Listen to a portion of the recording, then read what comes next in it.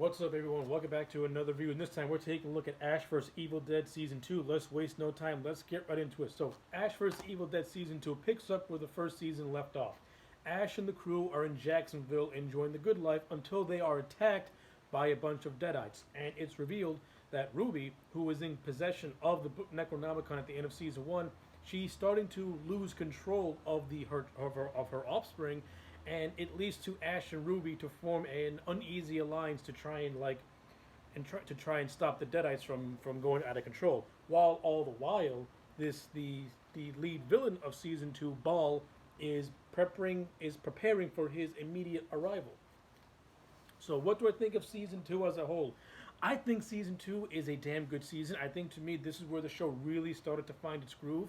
Now I have my issues with season 2 overall, but I honestly think that season 2 is better than season 1. Though I love season 1, I think season 2 is a tad better. I think the overall storyline for season 2 is better. I think the direction that the characters go in season 2 is a lot better.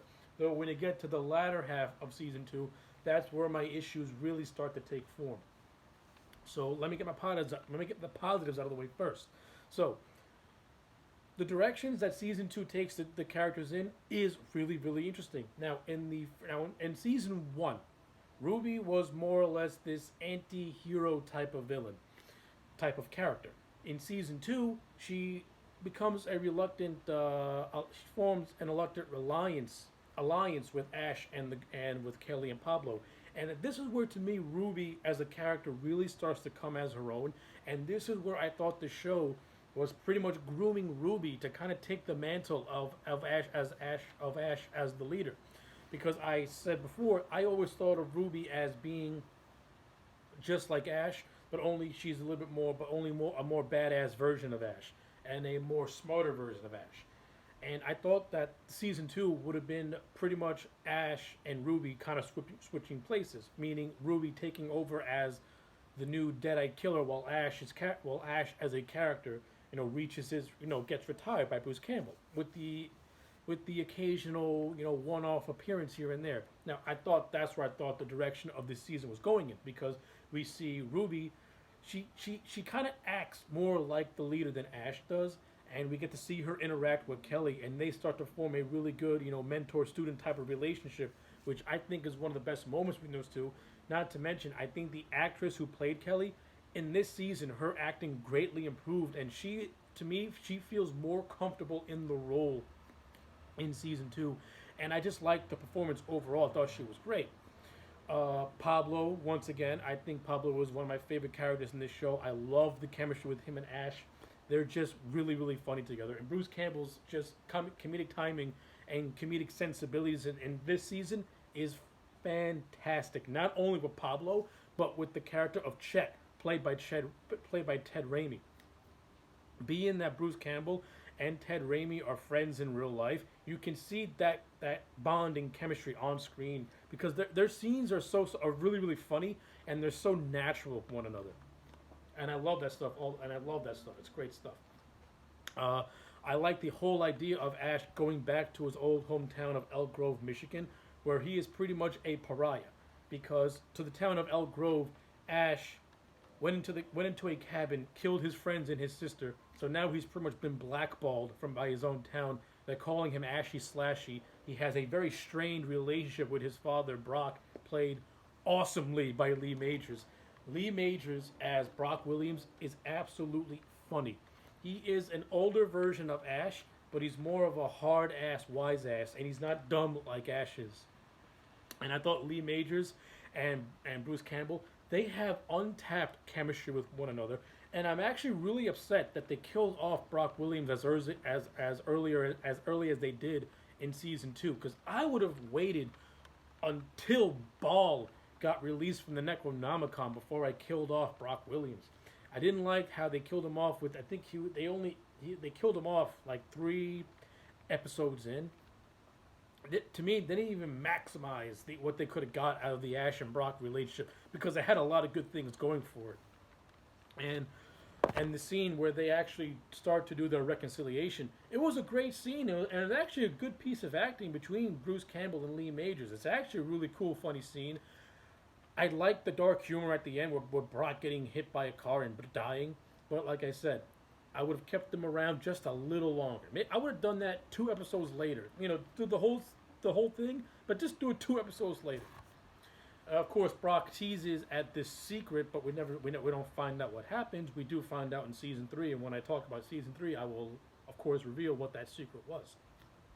But overall, Brock Williams, Lee Majors at Brock Williams, fantastic. He's great. The whole going back to the hometown that pretty much views Ash as this serial killer, great stuff. Because the town has pretty much created this urban legend around Ash Williams, calling him Ashley Slashy, a serial killer, the man who killed his friends and his sister within a cabin years ago. I like that whole myth.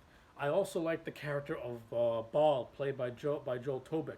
Tobick gives Ball this I don't know how to describe it. He gives him like this very calm, very manipulative charisma to the character of Ball. And the scenes where he really gets to sell the character is when he pretty much tricks Ash into thinking that he's trapped within an insane asylum. And that arc is probably some of the best stuff within this show, is Ash in an insane asylum under the control of Ball, which introduces us to the hand puppet Ashley Slashy. And the scenes with the hand puppet and Bruce Campbell is absolutely hilarious. And the whole stuff with Ball pretending to be the doctor and making Ash believe that he's completely gone cuckoo for Cocoa Puffs and is trapped in an insane asylum really shows just how manipulative that Ball and dangerous the Ball character can be. And I thought that stuff was great.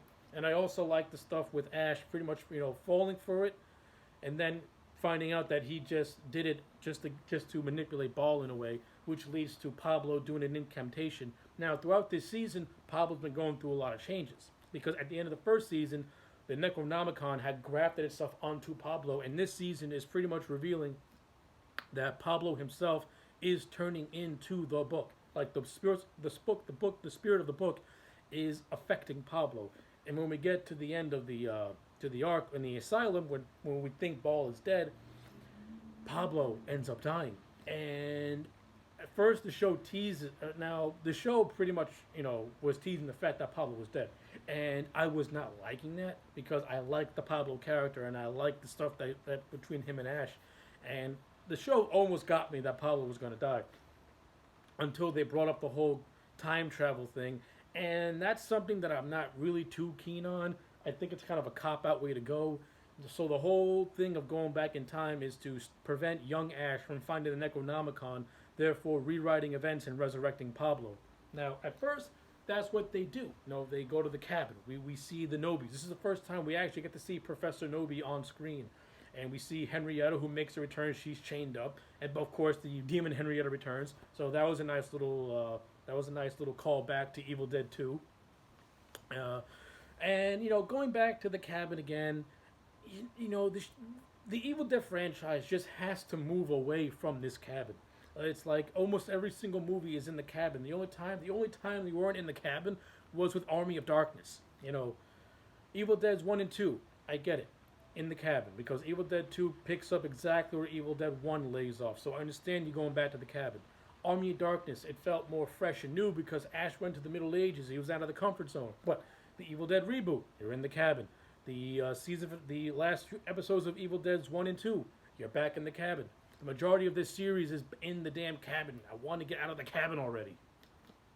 Now, that's not to say that nothing bad happens in the cabin. Like I said, some pretty entertaining stuff happens in the cabin, particularly the fight between Ash and Ball, which starts off as mano a mano and is actually very entertaining, which leads to a cool chainsaw fight between the two. But we're also revealed to Evil Ruby, and this is my biggest problem. We're introduced to Evil Ruby, and Evil Ruby kills, the new Ruby that I was liking a lot, and who I thought was going to, take over as the new Ash and the new leader. Instead, they killed her off, and I was not too keen on that, and I don't like it. And when you watch season 3 of the show, there's a reason why I didn't really care for it, and how I thought that was a really not a good decision to kill off, good Ruby. I would have killed off Evil Ruby instead. And then I would have had season 2 pretty much be the finale of Ash as a character, handing over the chainsaw to Kelly, Pablo, and Ruby, and then going and having season 3 pretty much be about the new team, with Ash making sporadic appearances here and there. That's how I would have ended this season.